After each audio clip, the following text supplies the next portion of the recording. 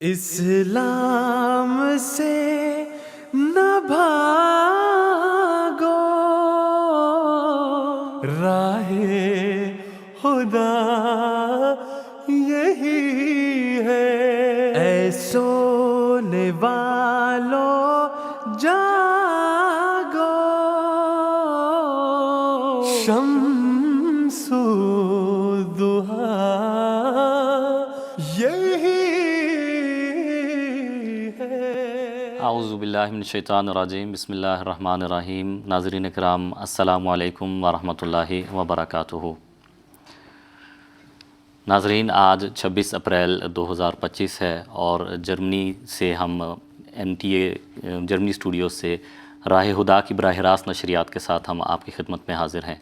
حسب سابق ہمارا آج کا پروگرام بھی جیسے کہ ابھی عرض کیا گیا براہ راست آپ کی خدمت میں پیش کیا جا رہا ہے، اور راہ خدا کے اس پروگرام کو براہ راست پیش کرنے کا بنیادی مقصد یہ ہے کہ اگر آپ کے ذہن میں جماعت احمدیہ کے حوالے سے، جماعت احمدیہ کی تعلیمات کے حوالے سے، جماعت احمدیہ کے عقائد کے حوالے سے کسی بھی قسم کا کوئی سوال ہو تو سکرین پر آپ کو وقتاً فوقتاً نمبرز نظر آتے رہیں گے، ان نمبرز پر آپ رابطہ کر سکتے ہیں، ہمارے ساتھ یہاں پر اسٹوڈیو میں براہ راست بات کر سکتے ہیں، اور آپ جو ہے وہ اپنے سوالات پیش کر سکتے ہیں، ہم آپ کے سوالات کے جوابات دیں گے۔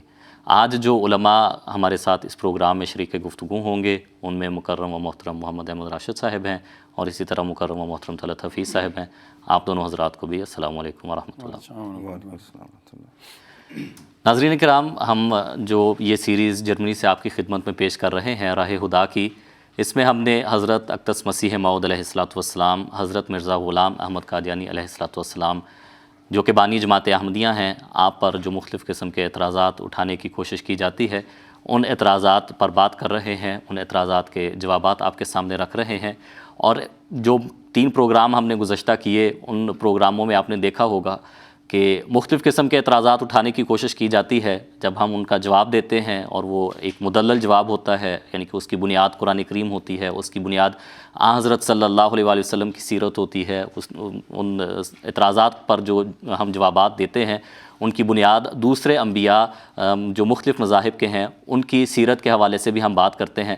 تو ہمیشہ ہم نے یہ چیز دیکھی ہے کہ وہ جو اعتراض کرنے والے ہیں یا تو وہ ایک عادی بات کو بیان کرتے ہیں، یا وہ کوئی ایسا اعتراض ہوتا ہے جو روحانیت سے دور لوگ ہیں اس کو سمجھ نہیں پاتے، چونکہ وہ عام اور سادہ زبان کو سمجھنے والے ہوتے ہیں اور روحانی امور سے ان کو اتنی شناسائی نہیں ہوتی، تو اس لیے وہ ان امور کو ایک اعتراض کے رنگ میں پیش کرتے ہیں یا دیکھتے ہیں۔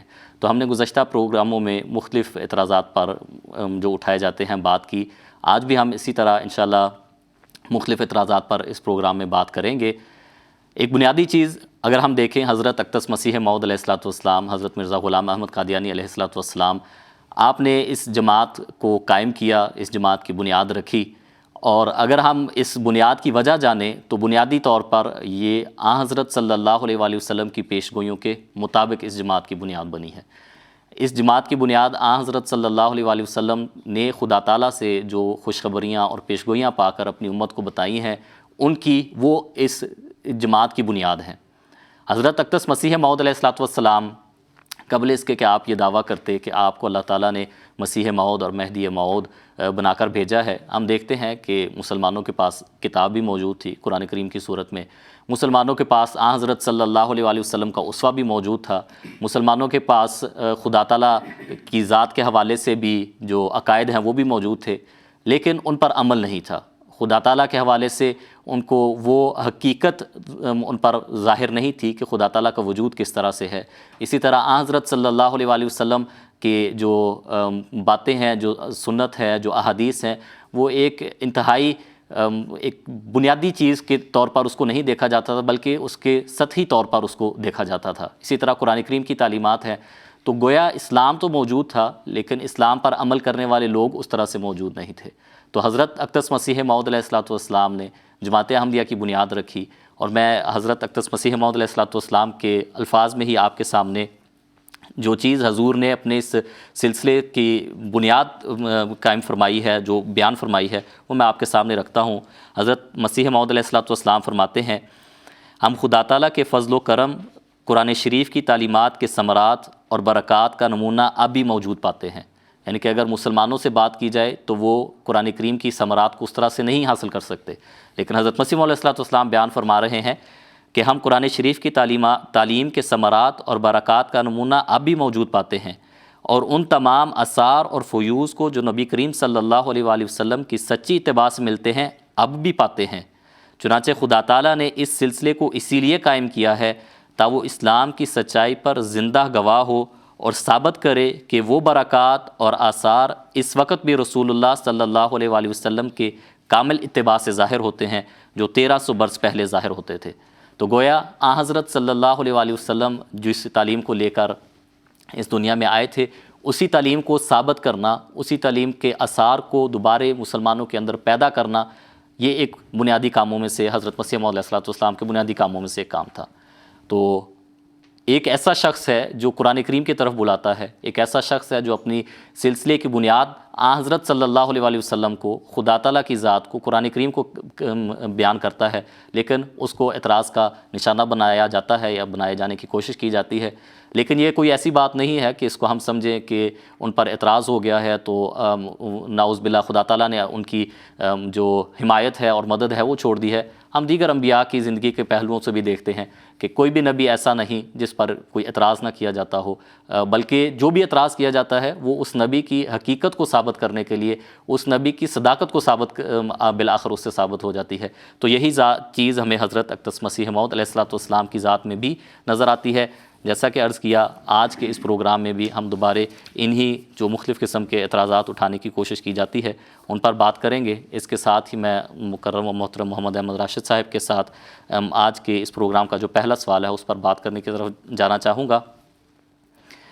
راشد صاحب، ہم نے مختلف پروگراموں میں وقتاً فوقتاً ذکر کرتے رہتے ہیں کہ کسی نہ کسی نے ظاہر ہونا ہے، امام مہدی کی صورت میں، مسیح موعود کی صورت میں۔ شخصیت پر اختلاف ہو سکتا ہے، لیکن بہرحال ہر مسلمان فرقہ یہ مانتا ہے کہ کسی نہ کسی نے ظاہر ہونا ہے۔ لیکن اس کے باوجود بھی یہ ایک جو اعتراض میں آپ کے سامنے رکھنا چاہ رہا ہوں، اس میں وہ ایک ایسی بات ہے جس کو وہ صرف ایک شخص کے ساتھ کہتے ہیں کہ یہ صرف اس شخص کے ساتھ اس کی نسبت ہے۔ اعتراض یہ ہے کہ ہمارے اوپر وہ کہتے ہیں کہ قادیانی حضرات حضرت مسیح علیہ السلام کے مختلف کتب سے انہوں نے 5-6 چیزیں نکال کر اس پہ کہتے ہیں کہ قادیانی حضرات قرآنی آیات اور احادیث سے یہ 5 باتیں ثابت کریں تو پھر مانا جائے گا کہ واقعی یہ اعتراض نہیں بنتا یا واقعی وہ مسیح موعود ہیں۔ تو کہتے کیا ہیں؟ وہ کہتے یہ ہیں کہ مسیح موعود، حضرت مسیح موعود صاحب نے لکھا ہے کہ جب مسیح موعود ظاہر ہوگا تو ایک بات یہ کہ اسلامی علماء کے ہاتھ سے دکھ اٹھائے گا، پھر یہ کہ اس کو کافر قرار دیا جائے گا، اس کے قتل کے فتوے دیے جائیں گے، اس کی سخت توہین کی جائے گی، اس کو دائرہ اسلام سے خارج اور دین کا تباہ کرنے والا خیال کیا جائے گا۔ تو وہ کہتے ہیں کہ یہ جو 5 چیزیں بیان کی گئی ہیں حضرت مسیح السلام نے مختلف جگہ پہ بیان کی ہیں، یہ نہ قرآن کریم میں سے ثابت ہیں اور نہ ہی احادیث میں ان کا بیان ہے۔ تو اس پر اگر آپ گفتگو فرمائیں۔ بسم اللہ الرحمن الرحیم۔ دیکھیں جی، بات یہ ہے کہ شاید پچھلے بھی ایک پروگرام میں بات ہوئی تھی کہ ایک تو زبان ہوتی ہے نا جو ہم سارے بولتے ہیں، پھر زبان کے اندر زبان ہوتی ہے۔ مطلب ہماری کہہ لیں کہ ہماری زبان اردو ہے، اردو میں ایک تو وہ ہے جو ہم سارے بولتے ہیں، پھر اردو کے اندر ایک فلسفے کی زبان ہے، ایک اقتصادیات کی زبان ہے، ایک فزکس کی زبان ہے، ایک کیمسٹری کی زبان ہے، اور اس زبان کا ماہر ہی وہ متعلقہ باتوں کو سمجھ سکتا ہے۔ اسی طرح ہر زبان کے اندر ایک روحانیت کی زبان ہوتی ہے۔ اب دیکھیں، میں ایک مثال دیتا ہوں، کیونکہ یہ جو امت مسلمہ ہے، اب رسول اللہ صلی اللہ علیہ وسلم نے فرمایا کہ 1,24,000 پیغمبر آئے نا، تو کیونکہ ان کے بارے میں نہ یہ سوچتے ہیں کہ وہ کیسے ان کی صداقت ثابت ہوتی ہے، ان کے بارے میں پیش گوئیوں کو کیسا سمجھنا چاہیے، کبھی کسی نے غور کیا نہیں، تو اس لیے یہ چیزیں جو مسیح علیہ السلام نے لکھی ہیں وہ ٹھوکر کا باعث بنتی ہیں۔ اب میں آپ کو مثال دیتا ہوں، رسول اللہ صلی اللہ علیہ وسلم کے بارے میں اللہ تعالیٰ سورہ اعراف آیت 158 میں فرماتا ہے، الذین یتبعون الرسول النبی الامی الذی یجدونہ مکتوبا عندہم فی التوراۃ والانجیل، کہ یہ جو محمد صلی اللہ علیہ وسلم جو نبی ہیں، امی ہیں، ان کو جو وہ پیروی کرنے والے ہیں، وہ دیکھتے وہ پاتے ہیں، یجدونہ وہ ان کا ذکر پاتے ہیں کہاں؟ مکتوباً لکھا ہوا فی التوراۃ والانجیل، تورات میں اور انجیل میں۔ آج تک یہودیوں کے ساتھ، عیسائیوں کے ساتھ جھگڑا گیا مسلمانوں کا، وہ کہتے ہیں کدھر لکھا جی؟ اس کی وجہ یہ ہے کہ یہ جو پیش گوئیوں کے کوڈ ہوتے ہیں، وہ جو روحانی زبان ہے، جب تک آپ کو روحانی زبان کی سمجھ نہیں، جب تک آپ کو ان کے کوڈز کی سمجھ نہیں، آپ قطعاً نہیں سمجھ سکتے کہ کہاں لکھا ہوا ہے کہ جی علماء اس کی مخالفت کریں گے، کہاں لکھا ہوا ہے کہ اس کو کافر قرار دیا جائے گا، آپ نہیں سمجھ سکتے، ٹھیک ہے۔ اب اگر صرف زبان کے آنے سے زبان کے آنے سے اگر آپ ایمان لا سکتے یا ان باتوں کو سمجھ سکتے، تو پھر جو ابو الحکم جسے کہا جاتا تھا، جس کا نام بعد میں ابو جہل پڑا، وہ ابو جہل نہ بنتا، اور وہ بلال رضی اللہ تعالیٰ عنہ جو ابو جہل کے مقابل میں زبان کے لحاظ سے کچھ بھی نہیں تھے، وہ سیدنا بلال کے مرتبے پہ نہ فائز ہوتے نا۔ تو اب دیکھیں اور بھی ہیں، مثلا عبداللہ بن سلام رضی اللہ تعالیٰ عنہ، وہ نوجوان تھے، وہ جو ان سے کہتے تھے کہ دیکھو ایک نبی کے آنے کی خبر ہے، جب وہ نبی آئے وہ رد کر، ان سب نے اس مخالفت کی، انہوں نے رد کر دیا، لیکن حضرت عبداللہ بن سلام رضی اللہ تعالیٰ عنہ وہ ایمان لے آئے کہ ان کے روحانی آنکھ کھلی تھی۔ اب دیکھیں یہ جو ہے نا مکتوباً عندہم فی التوراۃ والانجیل، کے تورات اور انجیل میں رسول اللہ صلی اللہ علیہ وسلم ذکر لکھا ہوا ہے، دیکھیں موجودہ تورات اور انجیل میں اللہ کہتا ہے لکھا ہوا ہے۔ اب علماء اسلام نے اس پہ بہت کچھ لکھا ہے، اب کسی بھی جگہ اس آیت کی تفسیر میں چلے جائیں نا، وہ باتیں لکھتے ہیں، وہ سارے کوڈ ہیں، اس طرح نہیں واضح ہوتا کہ جی فلاں نام کا بندہ آئے گا، اس کے ابو کا نام یہ ہوگا، اس کی اماں کا نام یہ ہوگا، یہ نہیں ہے۔ میں مثلا صرف ایک مثال پڑھ کے سناؤں گا کیونکہ ہمارے پاس ٹائم اتنا نہیں ہوتا۔ ہاں البتہ کسی کو اگر شوق ہے، تجسس ہے، جستجو ہے، تو وہ جا کے دیکھ لے۔ دیکھیں ایک کتاب ہے، یہ بائبل سے قرآن تک کے نام سے چھپی ہوئی ہے، یہ اصل میں مولانا رحمۃ اللہ مہاجر مکی جو ہیں، وہ یہ ہندوستان میں تھے، وہاں سے یہ مکے میں ہجرت کر گئے۔ ان کا کسی پادری سے ایک مباحثہ ہوا، وہ اظہار الحق کے نام سے وہ بعد میں چھپا، اور یہ کتاب میں نے کیوں لیا، اس کی اہمیت یہ ہے کہ جب یہ مباحثہ ہوا تو اس وقت جو مسلمانوں کا خلیفہ تھا، کم از کم سنی مسلمانوں کا، اس کا نام تھا سلطان عبدالعزیز۔ یہ 1800 اور کچھ کی بات ہے، 1880-90 وغیرہ کی مسلمانوں کی بات ہے۔ اس نے اس کتاب کا ترکی زبان میں ترجمہ کروایا، ٹھیک ہے۔ اب انہوں نے یہ جو آیت ہے کہ مکتوباً عندہم فی التوراۃ والانجیل، کے رسول اللہ صلی اللہ علیہ وسلم کا ذکر تورات اور انجیل میں موجود ہے، اس پہ انہوں نے وہ آیات وہاں سے لی ہیں کہ کہاں ذکر موجود ہے۔ دیکھیں اب انہوں نے کہتے ہیں 9ویں بشارت، رسول اللہ صلی اللہ علیہ وسلم کا جو ذکر ہے 9ویں بشارت، کہتے ہیں کتاب الیسایہ سے انہوں نے لی ہے، باب 54 آیت 1۔ اب لکھا ہوا ہے یہاں دیکھیں، کہتے ہیں اے بانج، اب بانج تو عورت ہوتی ہے نا، اے بانج جو بے اولاد تھی، نغمہ سرائی کر، تو جس نے ولادت کا درد برداشت نہیں کیا، خوشی سے گا اور زور سے چلا، کیونکہ خداوند فرماتا ہے کہ بے کس چھوڑی ہوئی کی اولاد، بے کس چھوڑی ہوئی کیا مطلب ہے، جس کو طلاق ہو گئی، بے کس چھوڑی ہوئی کی اولاد شوہر والی کی اولاد سے زیادہ ہے۔ میں ساری نہیں پڑھوں گا پیش گوئی، جس کو شوق ہو پڑھ لے، وہ ہم حوالہ سکرین پہ نظر بھی آ رہی ہے، جی ٹھیک ہے، سکرین پہ نظر بھی آ نظر آ رہا ہے، ٹھیک ہے جی۔ اب دیکھیں اب اس کی کہتے ہیں تشریح کرتے ہوئے یہ کیا کہتے ہیں رحمۃ اللہ مہاجر مکی، اور کتاب کی اہمیت میں نے بتا دی ہے، اگر اس کی اہمیت نہ ہوتی تو اس کو بائبل سے قرآن تک کے نام سے دوبارہ اس پہ کام کر کے شائع نہ کرتے۔ وہ کہتے ہیں کہ دیکھ، اور اس کے آگے الفاظ ہیں، ٹھیک ہے، دیکھ میں نے لوہار کو پیدا کیا۔ اب لوہار ہمیں پتہ ہے، لوہار ہم کسے کہتے ہیں، جو کوئلوں کی آگ دھونکتا اور اپنے کام کے لیے ہتھیار نکالتا ہے، اور غارت گر کو میں نے ہی پیدا کیا کہ لوٹ مار کرے۔ اب دیکھیں یہ کہتے ہیں کہ ان آیات کی روشنی میں غور کیجئے تو معلوم ہوگا کہ بانج سے مراد مکہ مکرمہ ہے۔ دیکھیں بانج تو عورت ہوتی ہے، مکہ مکرمہ کہاں سے بانج ہو گیا جی؟ کوڈ جب تک نہیں سمجھیں گے نا، بالکل۔ کہتے ہیں اس لیے کہ اس مقام پر اسماعیل علیہ السلام کے بعد نہ تو کوئی پیغمبر آیا، نہ وحی نازل ہوئی، باخلاف یروشلم کے کہ وہاں بکثرت پیغمبر آتے رہے، ٹھیک ہے۔ اب دیکھیں ذکر عورت کا، مراد اس سے شہر ہے یعنی مکہ، تشبیہ کسی اور چیز سے ہو رہی ہے، ٹھیک ہے۔ اچھا آگے کہ وہ جو اور بے کا چھوڑی ہوئی کی اولاد سے مراد حضرت ہاجرہ کی اولاد ہے۔ چھوڑی ہوئی تو مراد ہے طلاق یافتہ، حضرت ہاجرہ کو کب طلاق ہوئی تھی جی؟ وہ کہتے ہیں حضرت ہاجرہ کی اولاد مراد ہے، کہتے ہیں کیونکہ وہ اس متعلقہ عورت کی طرح تھیں جس کو گھر سے مطلب ہے وہ متعلقہ عورت کی طرح تھیں وہ. ٹھیک ہے. اچھا آگے وہ کہتے ہیں کہ یہ جو آیا کہ دیکھو گانا کہاں ہے, کوئی نغمہ سرائی کرنا کہاں ہے. لکھا ہے کہ گویا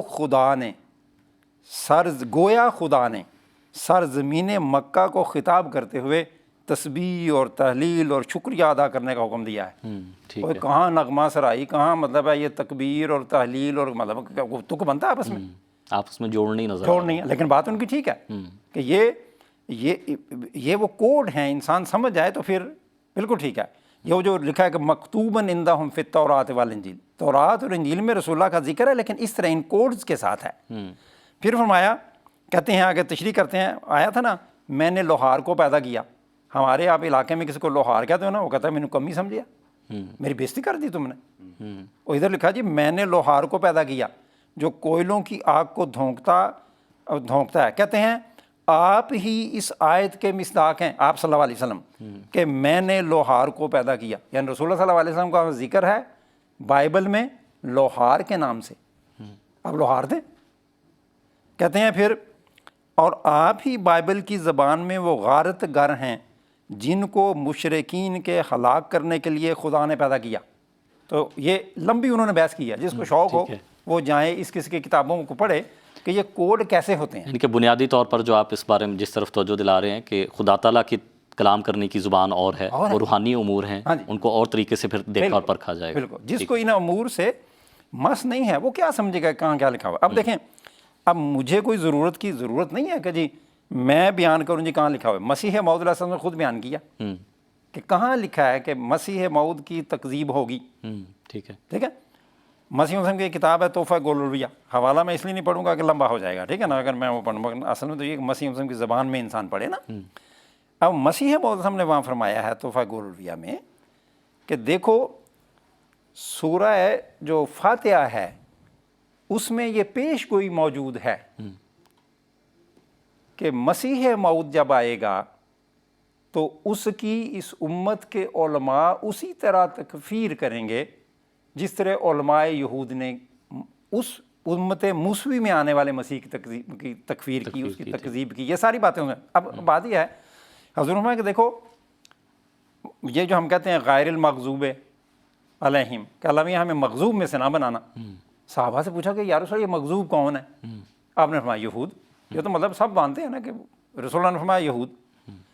اب مسئلہ تو یہ ہے جی کہ یہود جو تھے ان میں تو انبیاء بھی آئے ہیں, ان میں بڑے بڑے ولی اللہ پیدا ہے, ان میں بڑے بڑے ربانی لوگ پیدا. یہ کون ہے غیر المغضوب؟ یہ مغضوب کون لوگ ہیں؟ تو قرآن کریم نے ہم نے یہ بتایا کہ مغضوب وہ لوگ ہیں, وہ یہود ہیں جن کو یہ بتایا گیا تھا کہ 14ویں صدی میں تمہاری طرف مسیح موعود آئے گا, موسوی امت کا مسیح. انہوں نے جب اپنے مسیح کی تکذیب کی, اس کی تکفیر کی, اور یہ 5 باتیں جو مسیح وسلم نے لکھی ہیں نا, یہ جو باتیں لکھی ہیں یہ ساری باتیں انہوں نے کی, تو خدا نے فرمایا تم مغضوب ہو گئے. آج کے بعد تمہارے اوپر خدا کا غضب بھی ٹوٹے گا اور مخلوق کا غضب بھی ٹوٹے گا. ٹھیک ہے. تو اللہ تعالیٰ نے اس میں ہمیں یہ دعا سکھائی تھی اور سکھائی ہے کہ اے مسلمانوں دیکھو, کیونکہ یہ امت موسوی کے کہتے ہیں کہ وہ مثیل ہے, اس جیسی ہے. جو حالات ادھر آئے تھے ادھر بھی آئیں گے. رسول اللہ صلی اللہ علیہ وسلم نے بڑا واضح فرمایا کہ یہ امت اس امت سے اتنے مشابہ ہو جائے گی کہ اگر جس طرح 2 جوتیاں آپس میں مشابہ ہوتی ہیں نا, تو اس میں یہ کہ ادھر 14ویں صدی میں مسیح موعود آیا, موسوی مسیح, اس کو اس امت نے, اس کے علماء نے رد کیا, اس پر یہ کیا کہتے ہیں اس پر تکفیر کے فتوے لگائے. ٹھیک ہے. اس کو کیا کہتے ہیں اس کے قتل کے فتوے لگائے. اس کو یہ نا کیا کہتے ہیں وہ حضرت عیسیٰ کو انہوں نے سولی پہ چڑھانا چاہا, ان کی بڑی سخت توہین ہوئی. ٹھیک ہے. ان کو کہا کہ یہ ہمارے دین کو برباد کرنے آیا. یہ کچھ بھی باتیں تو نہیں ہیں. تو اس ایک مغضوب کے لفظ میں اللہ نے بتایا دیکھو وہ اس امت کے مسیح کے ساتھ یہ معاملہ کر کے مغضوب ہو گئے.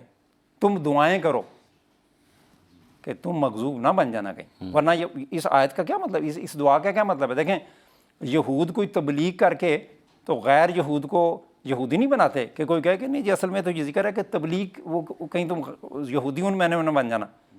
رسول اللہ صلی اللہ علیہ وسلم نے بڑا واضح بتایا کہ تم یہودی کیسے بنو گے. تو لہٰذا ایک اسی آیت کے اندر یہ جو اور بھی آیات ہیں میں ان کی طرف نہیں جاؤں گا کیونکہ یہاں تو ہمارے پاس اتنا ہی ٹائم ہوتا ہے نا, بالکل تھوڑی تھوڑی. اس آیت میں اللہ تعالیٰ نے بتا دیا ہے کہ وہ جی مسیح موعود آئے گا جس طرح امت موسوی میں آیا تھا, 14ویں صدی میں آئے گا جس طرح امت موسوی میں آیا تھا.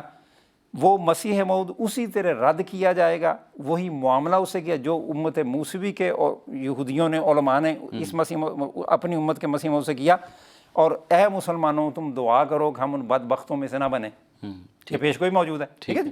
اور باقی ایک اور بات میں بتا دوں, یہ جو علماء نے لکھا ہے, حضرت ابن عربی نے لکھا ہے, امام ربانی نے لکھا ہے, اور علماء نے لکھا ہے کہ جی مسیح موعود جب آئے گا, جب مہدی آئے گا تو اس کو تکفیر کی جائے گی, اس کی مخالفت ہوگی, اس کے بارے میں کہا جائے گا کہ یہ ہمارے دین کو برباد کرنے آیا. لکھا ان کی کتابوں میں موجود ہے, ٹھیک ہے.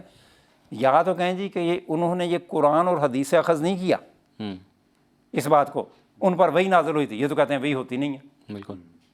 یا کہیں کہ ان پر وحی نازل ہوئی تھی لہٰذا قرآن وغیرہ میں یہ ذکر نہیں ہے اور انہوں نے اس وحی کی بنا پہ یہ بات کہہ دی. ٹھیک ہے. یا کہیں یہاں وحی بند ہے اور انہوں نے قرآن اور حدیث سے, جیسے غیر المغضوب والی بات ہے, انہوں نے یہ بات اخذ کی اور اس کے نتیجے میں انہوں نے یہ لکھا کہ آنے والے مسیح موعود اور مہدی کی مخالفت ہوگی, اس کی تکفیر ہوگی, وہ دین کو برباد کرنے کے لیے آیا ہے, کہا جائے گا. ٹھیک ہے, میرا خیال اتنا جواب کافی ہے. جزاکم اللہ. یعنی کہ اگر ہم کوئی بھی شخص ہو اس کو نبوت کے معیار پر ہی پرکھیں گے, یعنی کہ ان کا نبی ہونے کا دعویٰ ہونا ہے. اگر ہم حضرت مرزا غلام احمد قادیانی علیہ الصلوۃ والسلام کے حوالے سے نہ بھی بات کریں, کوئی بھی شخص ہے جب وہ آ رہا ہے تو نبوت کے معیار پر ہی پرکھا جائے گا نا. تو ہر نبی کی مخالفت ہوتی رہی ہے, ہر نبی کے خلاف. بالکل لکھا ہوا ہے. تو یہ تو پھر اس لحاظ سے ٹھیک ہے. جزاکم اللہ, آپ نے اس پر ایک بنیادی بحث بھی کی ہے اور اسی طرح اس کا حوالے بعض جو حوالہ جات سے ان چیزوں کو ثابت بھی کیا ہے, علماء کا حوالہ بعض آپ نے دیا ہے. جزاکم اللہ. طلعت صاحب, احادیث کے حوالے سے بھی حضرت مسیح السلام پر اعتراض کیا جاتا ہے کہ حدیث کو اس معیار پر نہیں دیکھتے تھے نعوذ باللہ, یا اس کی حد تک نعوذ باللہ کرتے تھے. ایک میں اقتباس رکھ دیتا ہوں آپ کے سامنے, اس کو پیش نظر رکھ کر ایک معترض نے یہ اعتراض کیا ہے. وہ کہتے ہیں کہ حضرت مسیح علیہ السلام نے لکھا ہے, میرے اس دعوے کی حدیث بنیاد نہیں بلکہ قرآن اور وہ وحی ہے جو میرے پر نازل ہوئی. ہاں, تائیدی طور پر ہم وہ حدیثیں بھی پیش کرتے ہیں جو قرآن شریف کے مطابق ہیں اور میری وحی کے معارض نہیں, اور دوسری حدیثوں کو ہم ردی کی طرح پھینک دیتے ہیں. تو یہ فکرہ کہ دوسری حدیثوں کو ہم ردی کی طرح پھینک دیتے ہیں, اس کو مد نظر رکھتے ہوئے وہ یہ کہتے ہیں کہ حدیث کی حد تک کرتے ہیں اور اس کو مانتے نہیں. بسم اللہ الرحمن الرحیم. اس سلسلے میں عرض یہ ہے کہ ہر مصنف یا مقرر کا جو کلام ہوتا ہے وہ بالعموم دو طرح کا کلام ہوتا ہے. کچھ اصولی باتیں ہوتی ہیں, بنیادی قواعد ہوتے ہیں, اور ان اصولی باتوں کو غلط معنی پہنانا ممکن نہیں ہوتا, لیکن مصنف مجبور ہوتا ہے کہ اصولی باتوں کی تشریح کرنی پڑتی ہے تاکہ عوام الناس اس بات کو سمجھ سکیں اور ان کے لیے اس کو سمجھنا آسان ہو. اور جو اضافی باتیں ہوتی ہیں, جو فروعی بحثیں ہوتی ہیں, ان کے متعلق یہ اندیشہ بہرحال ہوتا ہے کہ ان کو غلط معنی پہنائے جا سکتے ہیں اور ان کی سیاق و سباق سے ہٹا کے قطع برید کر کے ان پہ اعتراض کیا جا سکتا ہے. اور خود اللہ تعالیٰ کا جو پاک کلام ہے قرآن کریم, وہ بھی اسی طرح دو قسم کی آیات پہ مبنی ہے. چنانچہ اللہ تعالیٰ سورہ آل عمران کے آغاز میں فرماتا ہے, هو الذی انزل علیک الکتاب, کہ وہی ذات ہے جس نے آپ صلی اللہ علیہ وسلم پر یہ کتاب اتاری. منہ آیات محکمات, اور اس کتاب کی بعض آیات محکم ہیں, اور محکم سے مراد کیا ہے, ہن ام الکتاب, یعنی وہ کتاب کی جڑ ہیں. ایسی بنیادی آیات ہیں جن کی طرف کوئی غلط تفسیر منسوب ہو ہی نہیں سکتی. اور پھر فرمایا وَأُخَرُ مُتَشَابِهَاتٌ, ہاں لیکن اسی کتاب میں بعض ایسی آیات بھی ہیں جو باہم متشابہ ہیں, یعنی جن کے متعلق یہ اندیشہ ہے کہ ان آیات کی غلط تفسیر ممکن ہے. اور پھر آگے جا کے اللہ تعالیٰ فرماتا ہے فَأَمَّا الَّذِينَ فِي قُلُوبِهِمْ زَيْغٌ, جہاں تک ان لوگوں کا تعلق ہے جن کے دل ٹیڑھے ہیں, جن کے دلوں میں کجی ہے, فَيَتَّبِعُونَ مَا تَشَابَهَ مِنْهُ, تو وہ ان آیات میں سے جو مشتبہ آیات ہیں ان کے پیچھے پڑ جاتے ہیں. اور پیچھے کیوں پڑتے ہیں, ان کی وجہ کیا ہے, ان کی غرض کیا ہے, اس کے بارے میں فرمایا ابتغاء الفتنۃ وابتغاء تأویلہ, یعنی ان کا مقصد یہ ہوتا ہے کہ جو مشابہ آیات ہیں ان کو غلط رنگ دے کے تو لوگوں کے لیے فتنہ پیدا کیا جائے, اور جو حقیقی معنی ہے کلام کا اس سے اس کو پھیر دیا جائے. اب جتنے بھی مفسر ہیں وہ قرآن کریم کی جب تفسیر لکھتے ہیں تو اس میں اصول بیان کرتے ہیں، اور اس میں سے ایک اصل یہ ہے کہ قرآن کریم کی جو متشابہ آیات ہیں جب بھی ان کی تفسیر ہوگی تو ہمیشہ ان کو محکم آیات کے تابع دیکھا جائے گا، یعنی قرآن کی کوئی ایسی تفسیر نہیں ہو سکتی متشابہ آیات کی جو کسی محکم آیت کے خلاف ہو۔ اور دیانتداری کا تقاضا یہ ہے کہ اسی جو تفسیر کا اصول ہے اسے ہم دوسرے جو مصنفین ہیں ان کی تحریروں پر بھی چسپاں کر سکتے ہیں، یعنی جب کسی فرعی بات میں کسی تفصیل میں کوئی شبہ نظر آئے تو دیانتداری کا تقاضا یہ ہے کہ اس مصنف کی باقی تحریرات کو دیکھا جائے یا اس کے سیاق و سباق کو دیکھا جائے۔ اور یہ پروگرام میں ہم کئی دفعہ بتا چکے ہیں کہ حضرت اقدس مسیح موعود علیہ السلام کی تحریرات پہ جو اعتراض ہوتے ہیں تو اگر اس کے سیاق و سباق کو دیکھا جائے تو بالعموم وہیں سے اس کا جواب مل جاتا ہے، کیونکہ جو مخالفین ہیں یا معترضین ہیں وہ قطع برید کر کے کاٹ چھانٹ کے صرف درمیان میں سے ایک حصہ لے لیتے ہیں اور سیاق و سباق کو چھوڑ دیتے ہیں۔ یا دوسرا طریقہ یہ ہے کہ اس مضمون کی جو دیگر تحریرات حضور کی ہیں خواہ وہ دیگر کتب میں ہو ان کو دیکھا جائے تو وہاں سے بھی یہ مسئلہ حل ہو جاتا ہے۔ تو اس قاعدے کی یہ مثال ہے کہ جو آپ نے حوالہ پیش کیا ہے یہ صفحہ نمبر 140 ہے روحانی حسین کی جلد نمبر 19 کا، اور اسی کتاب اعجاز مسیح میں صرف 2 صفحے قبل صفحہ نمبر 138 پہ حضور نے خود فرمایا ہے، میں وہ حضور کے الفاظ پڑھ دیتا ہوں، اس سے یہ شبہ اس کا ازالہ ہو جائے گا۔ حضرت مسیح موعود علیہ السلام فرماتے ہیں، ہم یہ نہیں کہتے کہ تمام حدیثوں کو ردی کی طرح پھینک دو، بلکہ ہم یہ کہتے ہیں کہ ان میں سے وہ قبول کرو جو قرآن کے منافی اور معارض نہ ہوں تا ہلاک نہ ہو جاؤ۔ تو جس حدیث پہ جس حوالے پہ اعتراض کیا گیا وہ یہ گویا تاثر دیا جا رہا ہے کہ نعوذ باللہ حضور فرماتے ہیں کہ ساری حدیثوں کو ہم ردی کی طرح پھینکتے ہیں، بلکہ یہاں واضح ہے، صاف ہے، حضور فرما رہے ہیں کہ وہ حدیثیں جو رسول اللہ صلی اللہ علیہ وسلم کی طرف بعد میں منسوب کر دی گئی ہیں جن کا حضور کی ذات سے کوئی تعلق ہی نہیں ہے، وہ موضوع ہیں، صرف ان کو فرمایا کہ ہم ردی کی طرح پھینکتے ہیں۔ تو یہ تو ایک اسی سیاق و سباق سے اس کا جواب نکل آیا۔ ٹھیک ہے۔ دوسرا جو اصولی بات میں عرض کر رہا تھا کہ حضرت مسیح موعود علیہ السلام کی زندگی میں 1902 میں مباحثہ ہوا ہے مولوی محمد حسین بٹالوی صاحب کے درمیان اور مولوی عبداللہ چکڑالوی صاحب کے درمیان۔ جو محمد حسین بٹالوی صاحب ہیں یہ اہل حدیث کے عالم تھے، اور جو عبداللہ چکڑالوی صاحب ہیں یہ اہل قرآن کے عالم تھے، اور موضوع بحث یہ تھا کہ حدیث کا مقام کیا ہے۔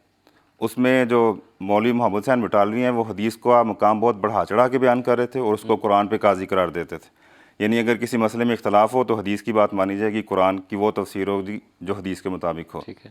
تو حضور نے فرمایا انہوں نے افراد کی راہ اختیار کی ہے، یعنی حدیث کو وہ مقام دے رہے ہیں جو اس کا بنتا نہیں ہے، اس کو قرآن سے بھی بڑھا کے پیش کر رہے ہیں۔ دوسری طرف جو عبداللہ چکڑالوی صاحب ہیں جو اہل قرآن تھے وہ یہ کہتے تھے کہ حدیث کی ضرورت ہی نہیں ہے، قرآن ہی ہمارے لیے کافی ہے۔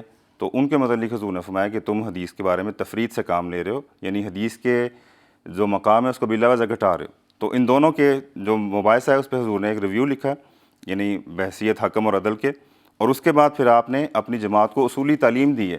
اب یہ سیاق و سباق بتاتا ہے کہ اس موقع پہ جب حضور کچھ بیان فرما رہے ہیں تو وہ اپنی جماعت کے لیے ایک اصولی ہدایت ہے، اور یہ ریویو بر مباحثہ بٹالوی و چکڑالوی جو روحانی حسین کی جلد نمبر 19 میں ہے اس کے صفحہ نمبر 212 پہ حضور کے یہ الفاظ ہیں، جس میں حضور یہ نصیحت فرما رہے ہیں کہ فقہ احمدیہ کل کو مدون ہوگی تو اس میں کیا اصول مد نظر رکھا جائے۔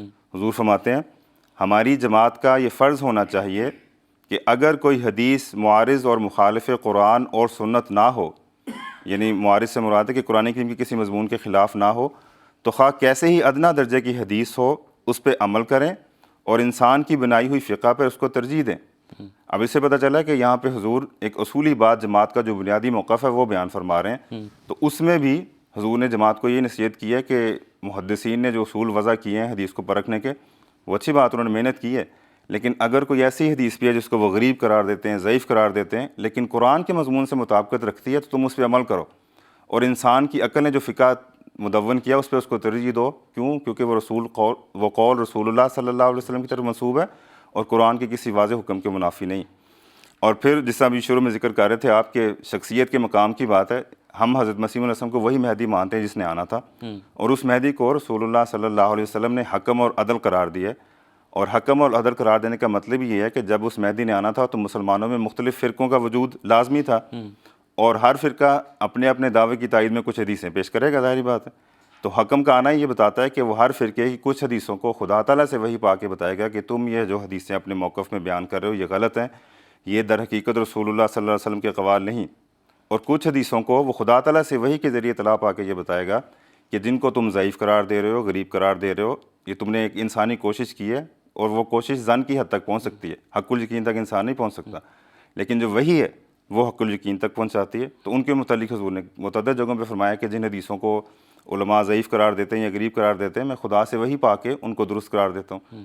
تو حضرت مسیح علیہ السلام کا جو مقام ہے وہ تو نبی اللہ کا مقام ہے نا، لیکن جو لوگ حدیث کے علم سے واقف ہیں وہ جانتے ہیں کہ امت میں اس طرح پہلے بھی بزرگان گزر چکے ہیں جنہوں نے رسول اللہ صلی اللہ علیہ وسلم سے حالت کشف میں احادیث کی تصحیح کروائی، اور انہوں کی کتابیں موجود ہیں جن میں انہوں نے لکھا ہوا ہے کہ یہ فلاں حدیث جو ہے یہ محدثین کے قواعد کے مطابق ضعیف ہے یا غریب ہے، لیکن رسول اللہ صلی اللہ علیہ وسلم نے بتایا کہ یہ حدیث ٹھیک ہے، اور اسی طرح اس کے برعکس بھی معاملات موجود ہیں۔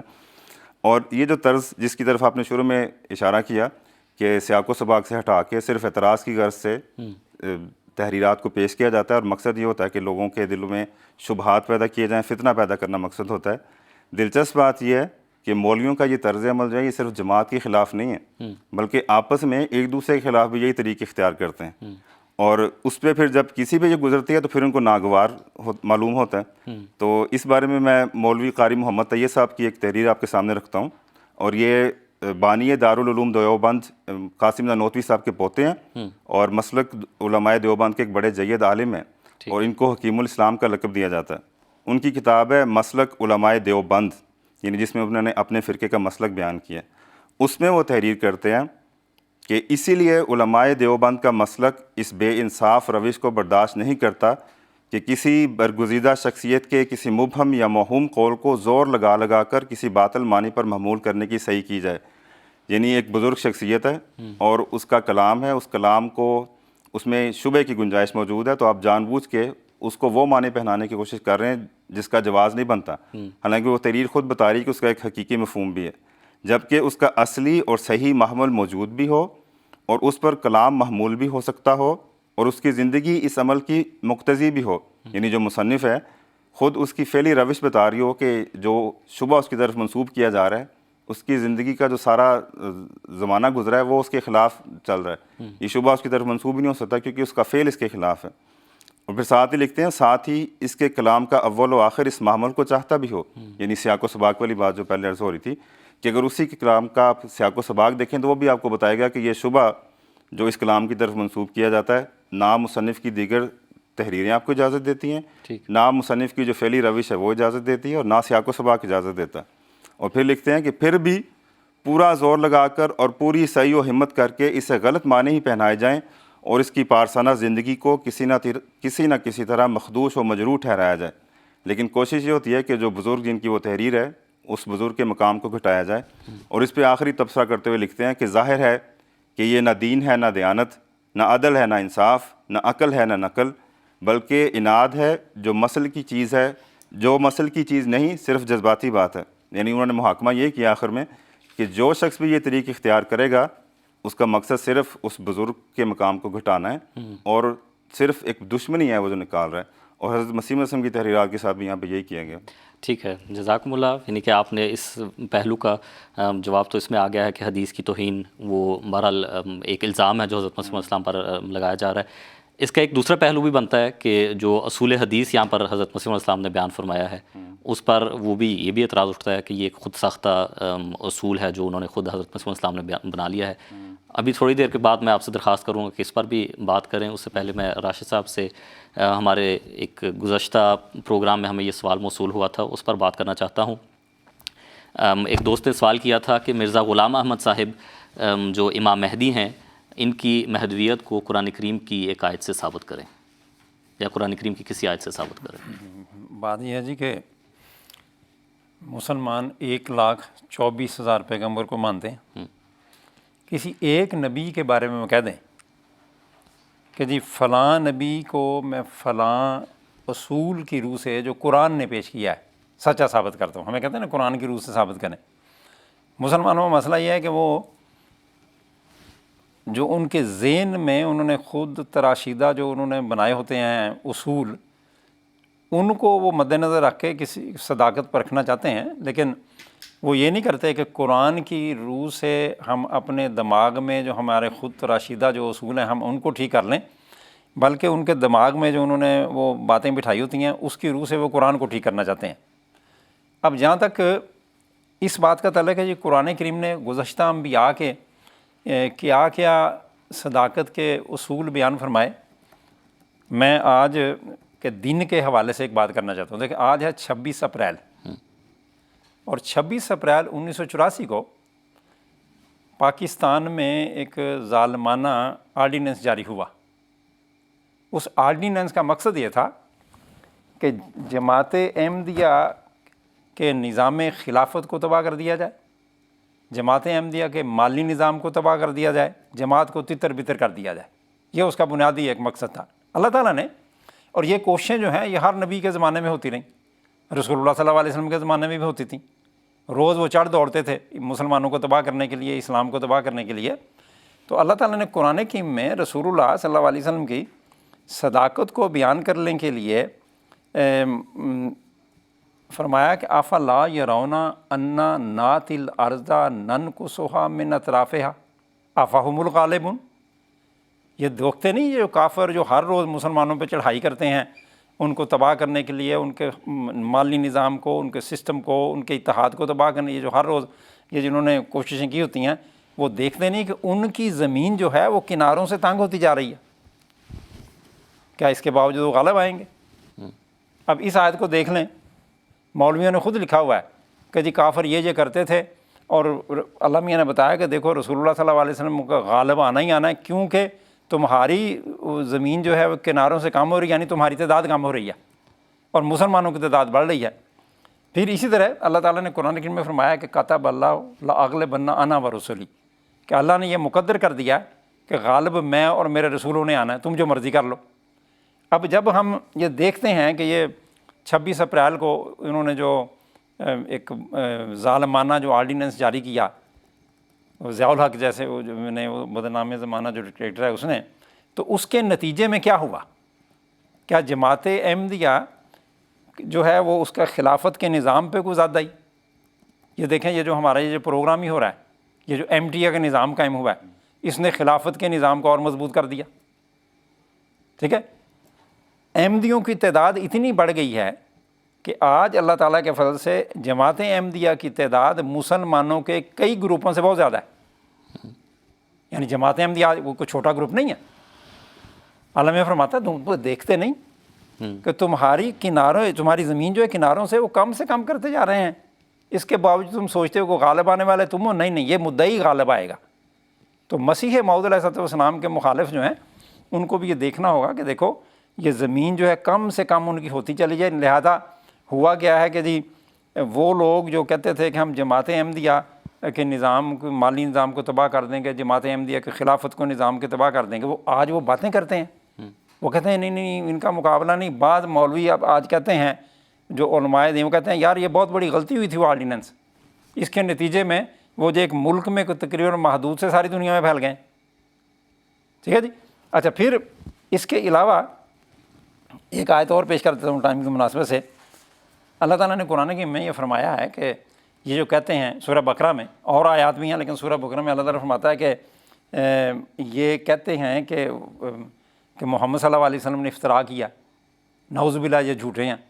تو اللہ تعالیٰ فرماتا ہے کہ ان کنتم فی ریب ممن نزلنا علی عبدنا فاتوا بسورۃ من مثلہ وادعوا شہداءکم من دون اللہ ان کنتم صادقین، اگر تم سچے ہو تو یہ جو محمد صلی اللہ علیہ وسلم جو لے کے آئے ہیں جو کلام، ایک صورت، سب سے چھوٹی صورت ہے سورہ کوثر، اس جیسی ایک صورت لے آؤ۔ کس جگہ اللہ نے فرمایا 10 صورتوں کے برابر لے آؤ۔ اللہ تعالیٰ نے مختلف چیلنجز دیے اور فرمایا کہ دیکھو فَإِن لَمْ تَفْعَلُوا وَلَن تَفْعَلُوا فَاتَّقُوا النَّارَ الَّتِي وَقُودُهَا النَّاسُ وَالْحِجَارَةُ، کہ دیکھو تم یہ کر نہیں سکو گے، یہ ممکن نہیں ہے۔ اگر تم سارے مل جاؤ اور اس کلام کی مثل نہ لا سکو تو پھر سمجھو کہ یہ بشر سے اوپر، ما فوق البشر کوئی کام ہے، انسان نہیں یہ کر سکتے۔ ٹھیک، اب اسی بات کو اب دیکھیں، رسول اللہ صلی اللہ علیہ وسلم نے ایک پیش گوئی، پھر ابن ماجہ میں حدیث ہے، جب مسیح موعود آئے گا، جب مہدی موعود آئے گا تو یصلح اللہ فی لیلۃ، علماء نے اس کا ترجمہ یہ کیا ہے کہ اللہ تعالیٰ آنے والے مہدی کو، مسیح کو ایک رات میں علم سے بھر دے گا، ایک رات میں، اور روح میں ظاہری و باطنی سے پر کر دیا جائے گا۔ اب مسیح موعود علیہ السلام کو اللہ تعالیٰ نے ایک رات میں عربی زبان 40,000 مادہ اس کا سکھایا، اس کے مصادر اور ان کا استعمال۔ یہ ایک دعویٰ ہے کہ ہر انسان کہہ سکتا ہے جی مجھے تو اللہ نے مجھے یہ سکھا دیا، لیکن مسیح موعود کو اللہ نے فرمایا تم جاؤ چیلنج دو ان کو کہ خواہ عرب ہو خواہ غیر عرب، وہ تمہارے جیسی عربی نہیں لکھ سکتا، چلو یہ بھی بندہ بات کہہ سکتا ہے. مسیح موعود علیہ السلام نے کوئی 30 کے قریب کتابیں لکھی عربی زبان میں, اور ہر کے ساتھ چیلنج دیا اور کہا تم اس کا جواب نہیں دے سکتے, اور آج تک کوئی جواب نہیں دے سکا. ہاں, مسیح موعود نے یہ فرمایا کہ مجھے یہ جو اللہ نے دیا ہے, یہ جو بھی یہ عربی پہ جو اللہ تعالیٰ نے مجھے ایک کیا کہتے ہیں جو عربی زبان پہ میں اللہ تعالیٰ نے مجھے مہارت دی ہے, یا اس کے استعمال پہ جو غلبہ دیا ہے مجھے, وہ قرآن کریم کی اور رسول اللہ صلی اللہ علیہ وسلم کی تائید میں ہے. آپ نے فرمایا کہ اے پادریو, تم کہتے تھے کہ محمد صلی اللہ علیہ وسلم نے یہ جو دعویٰ کیا ہے یہ وہ جاہلیت زمانے کی باتیں, آج کوئی بندہ اس قسم کا دعویٰ کرے گا تو ہم فوراً مطلب لکھا لیں گے, ہم لے آئیں گے. تو حضور نے بس ہوگا 10 صفحوں کی کوئی کتاب لکھی, کوئی رسالہ سا لکھا, کبھی بڑی موٹی کتاب لکھی, اور فرمایا کہ اگر تم سچے ہو تو سارے مل جاؤ ٹھیک, اور جواب لاؤ. نہ پادری جواب لا سکے, نہ کوئی مولوی جواب لا سکے, ہاں اعتراض کرتے رہے. تو مسیح موعود میں صداقت تو بے شمار قرآنی آیات سے ثابت ہے, ہمارا لٹریچر اس سے بھرا پڑا ہے. میں نے صرف 2 باتیں ایک آج کے دن کے حوالے سے کی ہیں کہ تم لوگوں نے پوری کوشش کی, جماعت احمدیہ کے مخالفین نے, مولویوں نے, فوج نے, مطلب یہ جو فوجی ہیڈ جو ہوتا ہے, سب نے مل کے کوششیں کی کہ جی ہم جماعت احمدیہ کے ہاتھ میں کشکول پکڑا دیں گے, جماعت کے نظام کو تباہ کر دیں گے. لیکن اللہ تعالیٰ نے فرمایا نہیں, یہ نہیں ہو سکتا, کیونکہ تمہاری جو زمین ہے اس کے کنارے دن بدن میں وہ اس کو چھوٹے کیے جا رہے ہیں, اور محمد صلی اللہ علیہ وسلم یا اس زمانے مسیح موعود جو ہیں ان کے کناروں کو وسعت دی جا رہی ہے. غلبہ تم ہو ہی نہیں سکتے. اور دوسری یہ جو بات کہ ایک علمی بات ہو گئی ہے, اور بھی بے شمار باتیں ہیں, اور ہمارے پاس اتنا ٹائم نہیں ہوتا, اس لیے میرا خیال ہے اسی پہ اکتفا کرتے ہیں. تو امید ہے کہ کسی نے پڑھنا ہو تو بے شمار کتابیں ہیں, ہمارے بے شمار پروگرام ہیں اس پہ مختلف زبانوں میں. بالکل ٹھیک ہے, جزاکم اللہ, اس پہ آپ نے بات کی ہے. تو ہمارے پاس ناظرین کے سوالات بھی آنا شروع ہو چکے ہیں. ہمارے پاس عریف الزمان صاحب کا سوال آیا ہے, ماہنور چیمہ صاحبہ کا ہے, خالدہ رائنا صاحبہ سوال پوچھنا چاہتی ہیں, فوزیہ جلید صاحبہ ہیں, عطر عدنان صاحب ہیں, اسی طرح فراز صاحب ہیں, عطیہ رؤف صاحبہ ہیں. تو ناظرین آپ کے سوالات ہمارے پاس ہمیں موصول ہو رہے ہیں. ان میں سے بعض سوالات ایسے ہیں جو ہمارے اس پروگرام کے ساتھ تعلق نہیں رکھتے, کیونکہ وہ فقہی نوعیت کے سوالات ہیں. ہم یہاں پر حضرت اقدس مسیح موعود علیہ السلام اور جماعت احمدیہ کے جو بنیادی عقائد ہیں ان پر بات کرتے ہیں. تو وہ آپ کسی دوسرے پروگرام میں MTA پر جو نشر ہوتے رہتے ہیں ان میں کر سکیں گے, اور جو سوالات آج کے اس پروگرام کے ساتھ تعلق رکھتے ہیں ان کو ہم انشاءاللہ ضرور شامل کریں گے. طلعت صاحب, ابھی گزشتہ سوال جس پر آپ نے جواب دیا تھا حدیث کی توہین کے حوالے سے, اس پر ایک مختصر سی بات اگر آپ اصول حدیث کے بارے میں بھی کر دیں, کہ یہ اعتراض بھی اس پر کیا جاتا ہے کہ اصول حدیث جو ہے یہ خود ساختہ ہے, تو اس پر بھی اگر مختصر سا آپ تبصرہ فرما دیں. جی, بات یہ ہے جس طرح راشد صاحب نے ذکر کیا تھا کہ انبیاء جب بھی کلام کرتے ہیں تو خدا تعالیٰ کی وحی سے نور پا کے کلام کرتے ہیں. تو حضرت مسیح علیہ السلام نے یہ جو قاعدہ پیش فرمایا ہے کہ وہ حدیث درست سمجھی جائے گی جو رسول اللہ صلی اللہ علیہ وسلم کی سنت اور قرآن کریم کے معارض اور مخالف نہ ہو, تو یہ آپ نے قرآن کریم کی آیت سے استنباط کیا. چنانچہ سورہ جاسیہ کی آیت نمبر 6 ہے, اس میں اللہ تعالیٰ فرماتا ہے فَبِأَيِّ حَدِيثٍ بَعْدَ اللَّهِ وَآيَاتِهِ يُؤْمِنُونَ, یعنی اللہ کو چھوڑ کے اور اس کی آیات کو چھوڑ کے پھر تم کس چیز پر وہ لوگ ایمان لے کے آئیں گے. اور یہاں جو حدیث کا لفظ ہے اس سے پتہ چلتا ہے کہ کوئی بھی بات خواہ وہ رسول اللہ صلی اللہ علیہ وسلم کی طرف ہی کیوں نہ منسوب ہو, اگر وہ قرآن کے خلاف ہے تو پھر وہ اس قابل نہیں ہے کہ اس پہ ایمان لایا جا سکے. اور یہی جو طریقہ حدیث کو پرکھنے کا ہے یہ رسول اللہ صلی اللہ علیہ وسلم نے خود صحابہ کو بھی سکھایا ہے. چنانچہ علامہ خطیب بغدادی کی کتاب ہے الکفایہ فی علم الروایہ, اس میں روایت کے جو اصول ہیں وہ انہوں نے بیان کیے ہیں. اس میں حضرت ابو ہریرہ رضی اللہ تعالیٰ عنہ سے وہ ایک روایت لائے ہیں جو ہماری اس متعلقہ مضمون کے عین مطابق ہے. اس میں حضرت ابو ہریرہ رضی اللہ تعالیٰ عنہ فرماتے ہیں کہ حضور نے انہیں فرمایا کہ سیأتیکم عنی احادیث مختلفہ, کہ تمہیں میری طرف منسوب کر کے بعض اختلافی حدیثیں بھی پہنچیں گی. تو ان میں جو فیصلے کا طریقہ ہے وہ یہ بیان فرمایا آپ صلی اللہ علیہ وسلم نے کہ فما جاءکم موافقا لکتاب اللہ ولسنتی فہو منی. تو فیصلہ کیسے کرنا ہے کہ ہر وہ حدیث جو رسول اللہ صلی اللہ علیہ وسلم کی طرف منسوب ہے, اگر وہ کتاب اللہ یعنی قرآن سے مطابقت رکھتی ہے, اگر وہ سنت رسول سے مطابقت رکھتی ہے, تو پھر وہ حضور کا قول ہے. وما جاءکم مخالفا لکتاب اللہ ولسنتی فلیس منی. اور ہر وہ حدیث جو حضور صلی اللہ علیہ وسلم کی سنت اور قرآن سے مخالفت رکھتی ہے وہ رسول اللہ صلی اللہ علیہ وسلم کا قول نہیں ہو سکتا. اور یہ صرف حضرت مسیح علیہ السلام نے قرآن کریم سے استنباط نہیں کیا, یہاں صرف حضور کا یہ ارشاد ہی نہیں ہے بلکہ ہم صحابہ کی سیرت کو اگر دیکھیں تو اس سے پتہ چلتا ہے کہ وہ اسی مسلمہ اصول پہ عمل پیرا تھے. میں اس میں مختصراً 2 مثالیں عرض کر دیتا ہوں. تو پہلی جو مثال ہے وہ صحیح بخاری سے ہے. اس میں کتاب الجنائز میں ایک روایت آتی ہے کہ ایک روایت میں حضور کے الفاظ ہے کہ ان المیت لا یعذب ببکاء اہلہ علیہ، یعنی اگر کوئی شخص فوت ہو جاتا ہے اور اس کے فوت ہونے کے بعد اس کے لواحقین، اس کے ورثاء اس پہ روتے دھوتے ہیں تو اس کا گناہ اس فوت شدہ شخص کو بھی ملتا ہے. حضرت عائشہ رضی اللہ تعالیٰ عنہ کے سامنے جب یہ حدیث پیش کی گئی تو آپ نے اس کے ظاہری معنی کو قبول نہیں کیا، اور وجہ اس کی یہ بیان فرمائی کہ سورہ الانعام کی آیت نمبر 80 ہے 165 ہے، اس میں اللہ تعالیٰ فرماتا ہے وَلَا تَزِرُ وَازِرَةٌ وِزْرَ أُخْرَىٰ، یعنی کوئی بوجھ اٹھانے والی کسی دوسرے کا بوجھ نہیں اٹھائے گی. یعنی ایک انسان کے گناہوں کا دوسرے انسان کو سزا نہیں مل سکتی. تو اس کے ظاہری معنی کو آپ نے قبول نہیں فرمایا، اور پھر اس کے ساتھ تطبیق بھی کر دی کہ یہ جو قول ہے رسول اللہ صلی اللہ علیہ وسلم کا، یہ صرف ان کفار کے متعلق ہے جو اپنی زندگی میں یہ وصیت کر جاتے تھے کہ جب وہ فوت ہوں تو ان کا جنازہ خوب دھوم دھام سے نکلے. اور عربوں میں یہ رواج تھا کہ پیشہ ور نوحہ خانوں کو بلایا جاتا تھا اور مرثیے کہے جاتے تھے. تو عائشہ رضی اللہ تعالیٰ عنہ نے اس طرح یہ جو حدیث ہے اور جو قرآن کریم کا قاعدہ ہے اس میں تطبیق کر دی، مطابقت کر دی، اختلاف کو رفع کر دیا. تو ایک دوسری چھوٹی سی مثال میں یہ عرض کرنا چاہتا ہوں کہ بدر کے موقع پہ جب قریش والے اپنی میتوں کو چھوڑ کے چلے گئے تھے تو مسلمانوں کو ان کی میتوں کو بدر کے میدان میں دفنانا پڑا. یہ کتاب المغازی کی روایت ہے صحیح بخاری سے. حضرت عبداللہ کہتے ہیں رضی اللہ تعالیٰ عنہ کہ حضور اس جو مقتولین بدر کی اجتماعی قبر تھی اس پہ کھڑے ہو کے آپ نے فرمایا کہ حل وجدتم ما وعد ربکم حقا، کہ کیا تمہیں پتہ چل گیا کہ جو تمہارے رب نے تم سے وعدہ کیا تھا وہ سچ ہے. اور ساتھ ہی انہوں نے یہ بھی کہا کہ حضور صلی اللہ علیہ وسلم نے اس موقع یہ بھی فرمایا کہ انہم الآن لا یسمعون ما اقول، یعنی یہ جو مردے جو اس بدر کے میدان میں دفن ہیں یہ سن رہے ہیں جو میں ان سے کہہ رہا ہوں، یعنی بغیر کسی واسطے کے رسول اللہ صلی اللہ علیہ وسلم کا کلام براہ راست سن رہے ہیں. لیکن جب یہ روایت حضرت عائشہ رضی اللہ تعالیٰ عنہ کے سامنے پیش ہوئی تو انہوں نے اس کے ظاہری معنی کو قبول نہیں کیا. اور وجہ کیا بیان فرمائی؟ کہتے ہیں کہ سورہ نمل کی آیت ہے آیت نمبر 80، اس میں اللہ تعالیٰ فرماتا ہے انک لا تسمع الموتیٰ، یعنی اے رسول تیرے لیے یہ ممکن نہیں کہ تو مردوں سے براہ راست ہم کلام ہو سکے.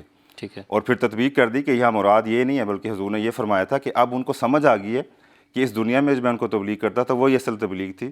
اور ایک دوسری روایت میں حضرت عائشہ کی یہ جو تطبیق ہے اس کی تائید بھی ہوتی ہے، کیونکہ رسول اللہ صلی اللہ علیہ وسلم نے فرمایا کہ من ماتا فقط قامت قیامتہ، کہ جو شخص فوت ہوتا ہے اس کی جزا سزا کا عمل اسی وقت شروع ہو جاتا ہے. ٹھیک. تو مراد حضور کی اس وقت یہ تھی کہ یہ جو مشرکین جو اسلام کو مٹانے کے لیے نکلے تھے جب مر گئے ہیں تو ان کو حقیقی طور پہ پتہ چلا گیا ہے کہ رسول اللہ صلی اللہ علیہ وسلم حق پہ تھے. تو خلاصہ یہ بنتا ہے کہ حضور نے سورہ الجاثیہ سے استنباط کیا، رسول اللہ صلی اللہ علیہ وسلم نے تاکید کی ہے اور صحابہ نے اس پہ عمل کیا. تو اس لیے ان میں تعارض ممکن نہیں ہے دونوں چیزوں میں. ٹھیک ہے، جزاکم اللہ، بہت شکریہ. ہمارے ساتھ ایک کالر ہیں، ان سے بات کر لیتے ہیں. عارف الزماں صاحب ہیں بنگلہ دیش سے. السلام علیکم ورحمۃ اللہ. عارف الزماں صاحب. وعلیکم السلام ورحمۃ اللہ وبرکاتہ.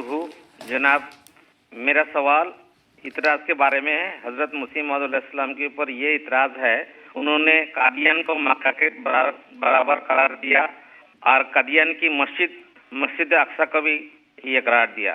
یہ میرا اس کا حل بتا دیجئے. جزاکم اللہ. جزاکم اللہ.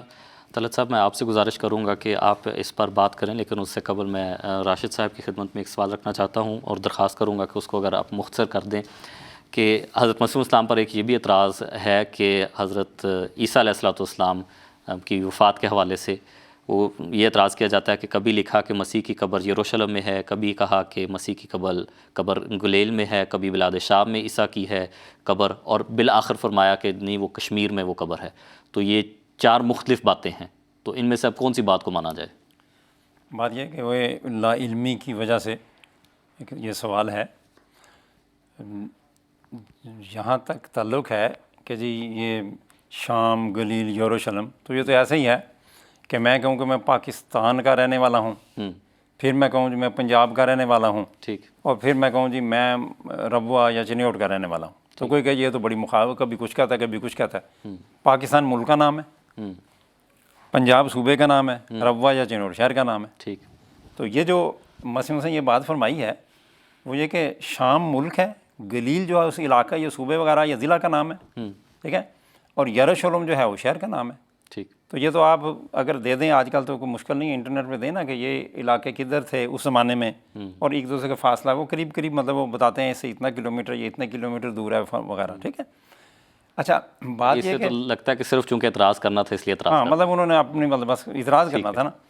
جہاں تک یہ تعلق نہ دیکھیں، ایک بات مسیح وسلم نے فرمائی ہے عیسائیوں کے عقیدے کی روح سے کہ جو بلاد شام یا گلیل یا یروشلم والی قبر ہے. ٹھیک. اب رسول اللہ صلی اللہ علیہ وسلم نے فرمایا نا کہ لعن اللہ الیہود والنصارى اتخذوا قبور انبیائہم مساجدا.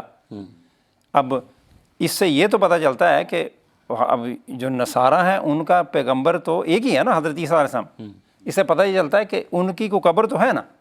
وہ قبر کون سی ہے؟ جو حضرت عیسیٰ علیہ السلام کو جب وہ صلیب سے اتارا گیا، وہ بے ہوشی کی حالت میں تھے، ان کو وہاں قبر میں رکھا گیا، وہاں سے پھر وہ دوبارہ ہوش میں آئے اور وہ کشمیر کی طرف سفر کر گئے.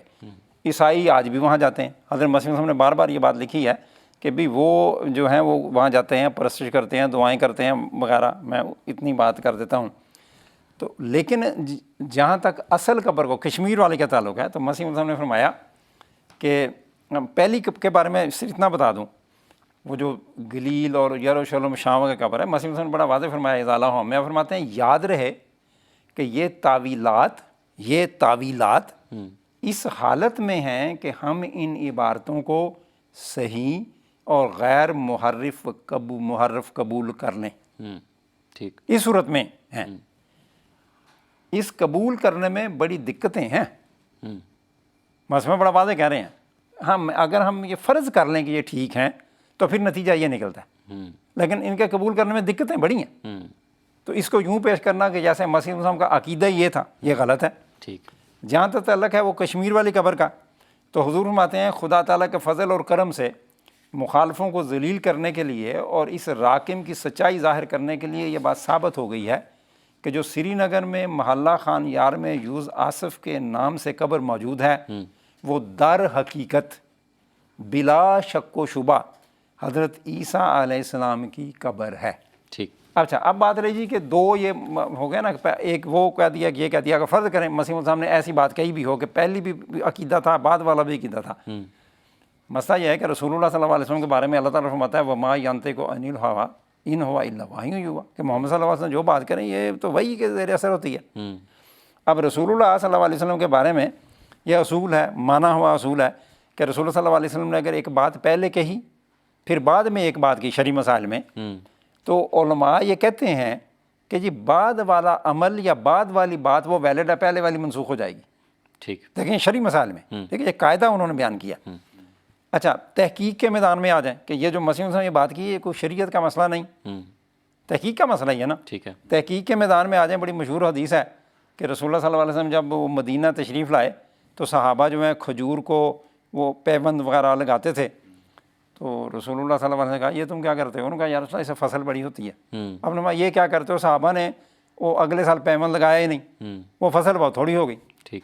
اس پہ جب رسول اللہ صلی اللہ علیہ وسلم نے پوچھا کہ فصل کیوں تھوڑی ہوئی تو انہوں نے کہا یا رسول اللہ آپ نے ہی فرمایا تھا.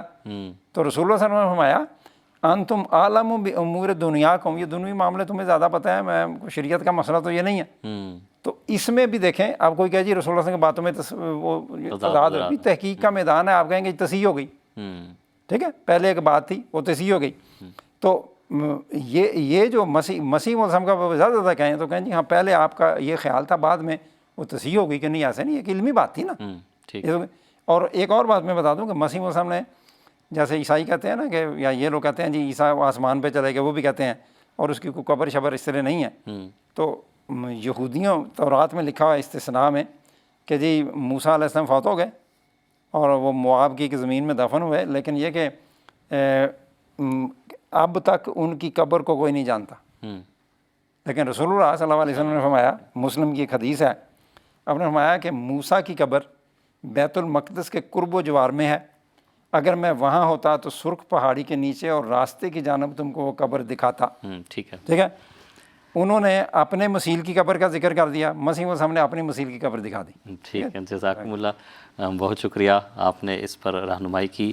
طلعت صاحب، عریف الزمان صاحب کا سوال تھا کہ قادیان کو مکہ کے برابر قرار دیا ہے، اور اس کے ساتھ ہی ایک اور عبارت بھی ہے حضرت مسیح السلام کی، وہ بھی میں اس کے ساتھ ہی ملا دیتا ہوں کہ چونکہ وہ بھی اعتراض کے رنگ میں پیش کی جاتی ہے اور تقریباً سیم اعتراض ہی ہیں.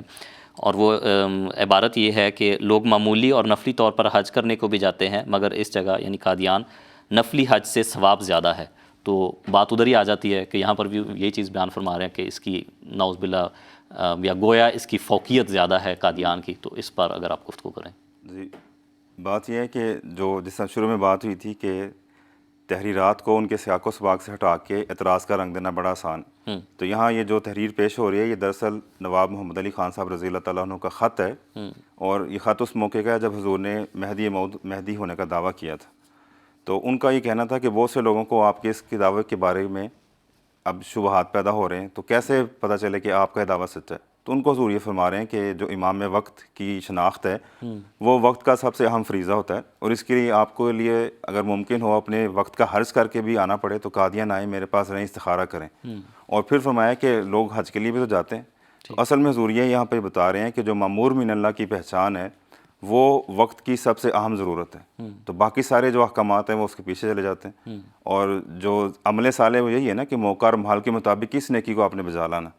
جیسے مثلا اگر یہ تو حضرت مسیح وسلم تو ہمارے ہی عقیدے کے مطابق امام مہدی ہے نا، ان کے اگر امام مہدی آتے ہیں اور وہ کوئی بندہ کہتا ہے کہ میں امام مہدی کے مطابق بعد میں تحقیق کروں گا، پہلے میں حج کر رہا ہوں، اور راستے میں اگر فوت ہو جاتا ہے تو کیا کہیں گے اس نے کہ کیا نیکی کا کام تھا، حج کرنا ضروری تھا یا وقت کے امام کی شناخت کرنا ضروری تھا؟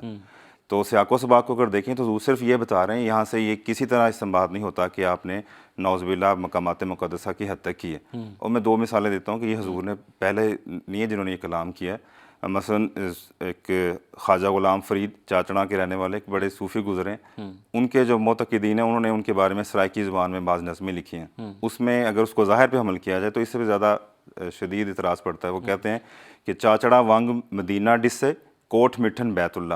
اب چاچڑا ان کی جائے پیدائش ہے جو صوفی غلام فرید صاحب ہیں، اور کوٹ مٹھن وہ شہر ہے جہاں پہ ان کا مزار ہے۔ تو وہ کہتے ہیں کہ مدینہ جو چاچڑا کی جو بستی ہے وہ مجھے لگ رہا ہے جیسے مدینہ ہے، اور جو کوٹ مٹھن جہاں پہ ان کا مزار ہے وہ بیت اللہ لگ رہا ہے۔ ظاہر دے وچ مرشد ہادی باطن دے وچ اللہ۔ ظاہر میں جب ہم جاتے ہیں ان جگہوں پہ تو گوس مرشد کی وجہ سے جاتے ہیں، لیکن وجہ کیا ہے کہ باطن میں اللہ کو تلاش میں وہاں جاتے ہیں۔ تو یہی بات ہے جو حضرت مسیح سے وہاں پہ لکھی ہے کہ آپ آئیں۔ اسی طرح پھر دوسرا ایک حوالہ یہ جو مولانا اشرف علی تھانوی صاحب کی ملفوظات ہیں، جو اس میں وہ اپنے ایک پیر صاحب کا ذکر کرتے ہوئے لکھتے ہیں جن کا نام حاجی امداد اللہ مہاجر مکی ہے، کہ وہ مکہ میں قیام فرما تھے، اور قیام کے دوران جو مکہ کا اس وقت کا جو شہر کا شریف تھا اس کا ایک نمائندہ آیا اور ان کو تنگ کر رہا تھا، اور تنگ سے بہانے سے پوچھتا تھا کہ آپ کے کیا عقائد ہیں، کیا عقائد ہیں، اور دکھ کرنے میں مقصد یہ تھا کہ ان کو گویا یہ دھمکیاں دے رہا تھا کہ آپ کو میں مکہ سے نکال سکتا ہوں۔ تو وہ کہتے ہیں کہ وہ غصے میں آ گئے اور جوش میں آ کے انہوں نے فرمایا کہ سوائے خدا کے اور نفس کے کسی سے نہیں ڈرتا، تم زیادہ سے زیادہ کیا کر لو گے، مکہ اور مدینہ سے نکال دو گے؟ کہتے ہیں مجھے اس کی کچھ پرواہ نہیں۔ آگے جو لفظ قابل غور ہیں، یہ میں یہاں سے لکھا ہوا آپ کو پڑھ کے سنا رہا ہوں، وہ کہتے ہیں کہ یہ فقیر جہاں رہے گا وہیں مکہ اور مدینہ اور روزہ ہے۔ یعنی اپنے ساتھ ساتھ اگر اس کو ظاہر پہ ہم لکھ رہے ہیں تو اس کا یہ مطلب ہے کہ حاجی امداد اللہ مکی صاحب جہاں جا رہے ہیں مدینہ، روزہ اور مکہ ساتھ ساتھ ہے، یہ مراد نہیں ہے۔ خود ہی یہ جو شارح ہیں انہوں نے اس کی یہاں پہ شرح بھی کر دی، میں پڑھ دیتا ہوں، یہ جلد نمبر 15 اور صفحہ نمبر 310 ہے۔ لکھتے ہیں کیونکہ حقیقت مکہ تجلی الہی ہے اور حقیقت مدینہ تجلی ابدیت ہے۔ یعنی مکہ کا مقصد کیا ہے کہ آپ کو خدا کی یاد آئے، اور مدینہ جا کے آپ کو کیا حاصل ہوتا ہے کہ رسول اللہ صلی اللہ علیہ وسلم کے اسوے کو اپنائیں۔ تو یہی بات حضور بیان فرما رہے ہیں۔ اگر اس پہ اعتراض ہے تو پھر ان دونوں تحریرات پہ بدرجہ اولا اعتراض ہونا چاہیے۔ ٹھیک ہے، یعنی کہ بنیادی طور پر اعتراض بہ اعتراض کی بات ہے، اور بنیادی طور پر ہم اگر تمام چیزوں کا جائزہ لیں تو حضرت اقدس مسیح موعود علیہ الصلوۃ والسلام نے اپنی مختلف تحریرات میں سب سے زیادہ آن حضرت صلی اللہ علیہ وآلہ وسلم سے محبت کا اظہار فرمایا ہے، خدا تعالیٰ کی ذات سے محبت کا اظہار فرمایا ہے، قرآن کریم سے محبت کا اظہار فرمایا ہے، بلکہ حضرت مسیح موعود علیہ الصلوۃ والسلام نے تو یہاں تک فرمایا ہے کہ میں نے جو کچھ حاصل کیا ہے وہ صرف اور صرف حضرت صلی اللہ علیہ وآلہ وسلم کی پیروی سے ہی حاصل کیا ہے۔ تو یہی وہ چیز ہے جس کی طرف ہم اپنے ناظرین کو بھی دعوت دیتے ہیں۔ ہماری کتب ہماری ویب سائٹس پر موجود ہیں، آپ حضرت مسیح علیہ الصلوۃ والسلام کی کتب کا براہ راست مطالعہ کر سکتے ہیں، ان سے مستفیض ہو سکتے ہیں، اور یہ وہ چیز ہے جس سے آپ دیکھیں گے کہ حضرت اقدس مسیح موعود علیہ الصلوۃ والسلام کی ذات خدا تعالیٰ کی محبت میں، حضرت صلی اللہ علیہ وآلہ وسلم کی محبت میں، قرآن کریم کی محبت میں، اسلام کی تعلیمات کی محبت میں بھری ہوئی ہے، اور یہی آپ کی وہ خواہش تھی، جو دلی خواہش تھی، جو خدا تعالیٰ کی طرف سے ذمہ داری بھی آپ پر ڈالی گئی تھی کہ اس تمام تعلیم کو جو خدا تعالیٰ نے حضرت صلی اللہ علیہ وآلہ وسلم کے ذریعے سے اس دنیا میں بھیجی، اس کو تمام دنیا تک پھیلائیں۔ آپ کا ایک اقتباس میں آپ کی خدمت میں رکھ دیتا ہوں۔ حضرت اقدس مسیح موعود علیہ الصلوۃ والسلام فرماتے ہیں، اسلام اپنی پاک تعلیم اور اس کے زندہ نتائج کے ساتھ اس وقت معمورہ عالم میں ممتاز ہے۔ نیرا دعویٰ ہی دعویٰ نہیں بلکہ خدا تعالیٰ نے اپنے بندے کے ذریعے اس سچائی کو ثابت کر دیا ہے، اور کل مذاہب و ملل کو دعوت حق کر کے اس نے بتا دیا ہے کہ فی الحقیقت اسلام ہی ایک زندہ مذہب ہے۔ تو ناظرین کرام، یہ وہ تعلیم ہے جو حضرت اقدس مسیح موعود علیہ الصلوۃ والسلام دنیا میں لے کر آئے۔ ہمارا آج کا جو پروگرام ہے یہ اس سیریز کا آخری پروگرام تھا۔ آئندہ پھر انشاءاللہ آپ کے ساتھ ایک نئے پروگرام کے ساتھ مختلف قسم کے موضوعات کے ساتھ حاضر ہوں گے۔ تب تک کے لیے اجازت دیجیے۔ السلام علیکم ورحمۃ اللہ وبرکاتہ۔